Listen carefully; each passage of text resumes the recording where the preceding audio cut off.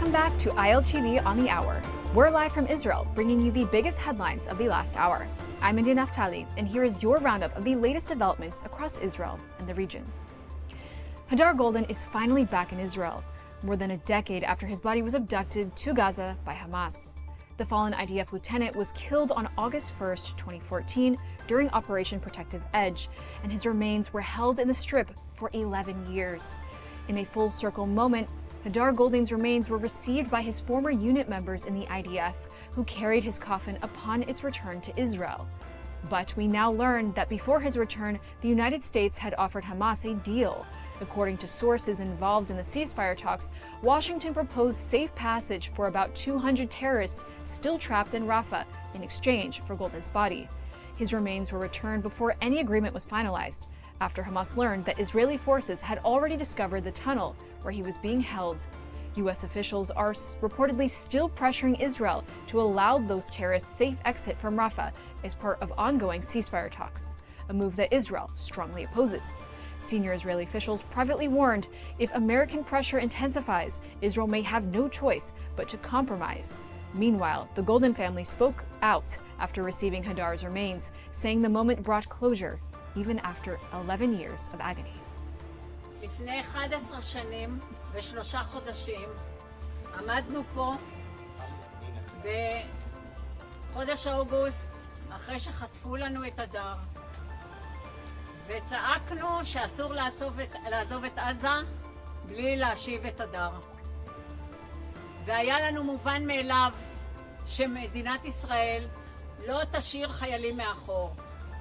לקח לנו 11 שנים להחזיר אותו בעזרת צה"ל וכוחות הביטחון. And now, Iran could be planning to launch 2,000 missiles at Israel. Israeli and Western officials warn that Iran is preparing for a new round of conflict with Israel, even after the devastating war months ago. It's being reported that Tehran's missile factories are operating 24 hours a day, and intelligence indicates Iran now has enough enriched uranium to build more than 11 nuclear bombs. Israel believes Iran has moved much of its uranium stockpile to a secret site named Pickaxe Mountain. Ali Vaez of the International Crisis Group warned that in any future war, Iran aims to launch 2,000 missiles at once to overwhelm Israeli defenses, far more than the 500 fired during the June conflict. Israeli security officials called the last confrontation an unfinished job and said they are preparing for another war, which they see as only a matter of time. Will Israel and Saudi Arabia normalize relations? Well, as Crown Prince Mohammed bin Salman prepares to visit the White House, Riyadh is making its position clear: no normalization with Israel without a roadmap to Palestinian statehood.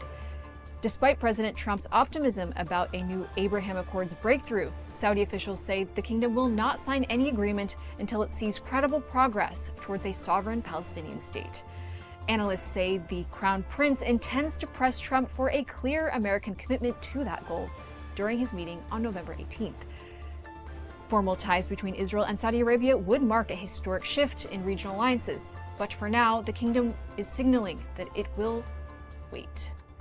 And finally, a major shakeup at Britain's BBC. A leaked internal report written by Michael Prescott, a former BBC editorial advisor, claims that BBC Arabic pushed Hamas lies and minimized Israeli suffering in its coverage of the war in Gaza. The report says the channel often aired claims against Israel without verifying them and repeated Hamas statements without question, making its reporting appear one-sided. But the controversy is accompanied by another scandal. An investigation found that BBC had edited President Donald Trump's January 6th speech to make it seem as if he was inciting violence at the U.S. Capitol. In the wake of both of these revelations, both Director General Tim Davie and Head of News Deborah Turnus have resigned. The resignations ignited a political firestorm over media credibility and impartiality at the British broadcaster. That's a wrap for this edition of ILTV on the Hour. My name is India Naftali. Thanks for watching.